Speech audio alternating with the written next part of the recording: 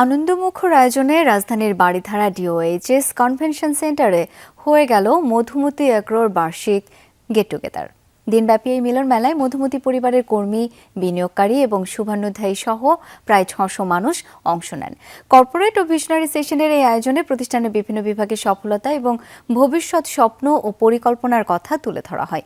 অনুষ্ঠানে দিক নির্দেশনামূলক বক্তব্য রাখেন কোম্পানি চেয়ারম্যান মতিবুর রহমান।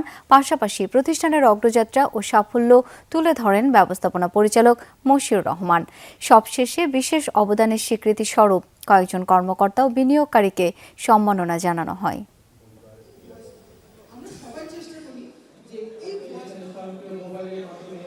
আমরা যে বিনিয়োগের ব্যবস্থা করেছি, সে বিনিয়োগকারী বিনিয়োগ করে একটা মুনাফা অর্জন করবে, সে তার প্যাসিভ একটা ইনকাম জেনারেট করবে, সেখান থেকে সে একটা আনন্দ পাবে, কারণ তার লাইফের যে ফাইন্যান্সিয়াল স্টেবিলিটি সেটাতে একটু সে আপগ্রেড করলো।